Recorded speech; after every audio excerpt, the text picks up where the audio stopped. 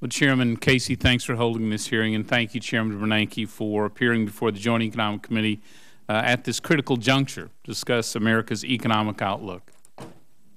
While we're all anxious for signs of a strong, sustainable recovery, the recent jobs report for May was grim, with U.S. employers creating a mere 69,000 non-farm payroll jobs, the fewest in a year. Job growth over the past 2 months has dropped by 2/3 over the first quarter of the year. Business and consumer confidence is down. First quarter GDP estimates were revised downward. 4.5 years after the recession began, Americans are enduring the 40th straight month of an official unemployment rate at or above 8%. This is a post-World War II record. And much of the drop in the unemployment rate from its high of 10% in October of 2009 is attributable to Americans simply dropping out of the workforce. The labor force participation rate is scraping a 30-year low. Without this severe drop in the number of workers since the recession began, the unemployment rate would be nearly 11%. Since the recession ended, our economy has struggled to grow at an annualized average quarterly increase of 2.4%. And to place it in perspective, of the 10 economic recoveries since World War II lasting more than a year, this recovery ranks regrettably 10th. And dead last is unacceptable by any standard. Today, because our economy isn't flying strong and steady at 50,000 feet, as it should be at this point, but rather flying low and slow, we are increasingly vulnerable to external shocks. The economic crisis in Europe has intensified in recent weeks. A nascent bank run has begun in Greece. Greek banks are rapidly depleting their eligible collateral for lender of last resort loans from the European Central Bank. Not just Greece, but the European Union as a whole appears to be in recession.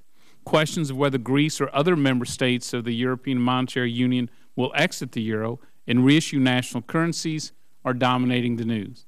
Mr. Chairman, at this hearing, I hope we'll get your perspective on Europe, including the likelihood of a Greek exit from the Eurozone, the contagion risk for the exit of other EMU member states, and the consequences of these possible events for the European Union, the United States, and the rest of the world.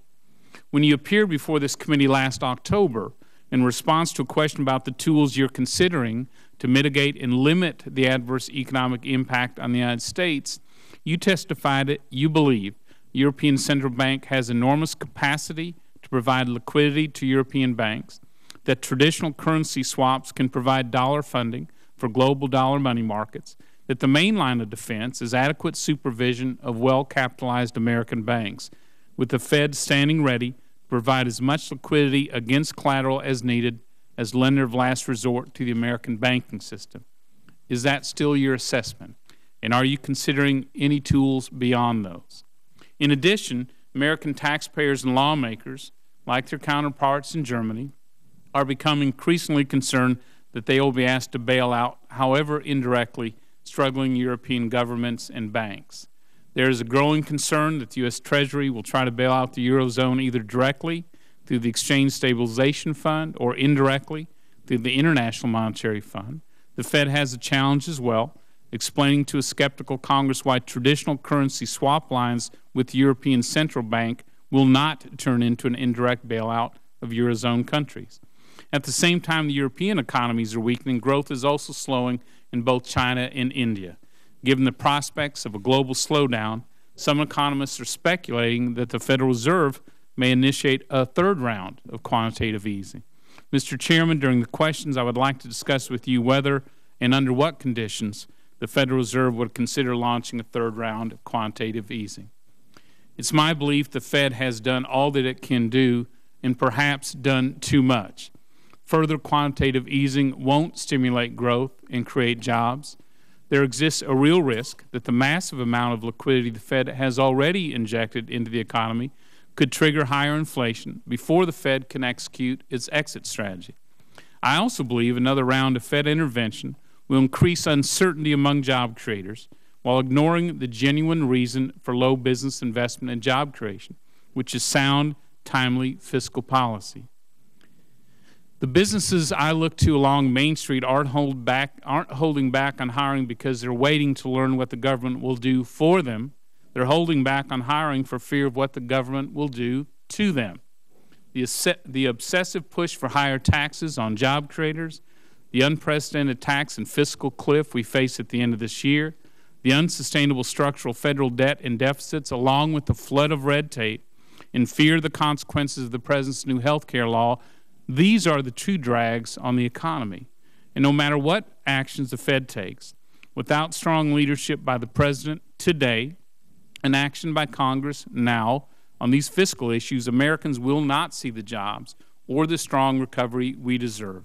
And of course, the combination of sluggish growth and the rapid accumulation of federal debt is a toxic brew that could eventually spark a debt-driven economic crisis here at home unless the United States soon reverses course. Finally, Mr. Chairman, last January, Federal Open Market Committee adopted an explicit inflation target of 2%, measured by the price index for personal consumption expenditures. By doing so, the Fed has taken an important step toward establishing a rules-based monetary policy going forward that should help to achieve price stability and protect the purchasing power of the dollar over time. Nevertheless, your adoption of the target raises many questions as it answered. Is the 2% target a minimum, a midpoint, or a maximum? How wide is the range?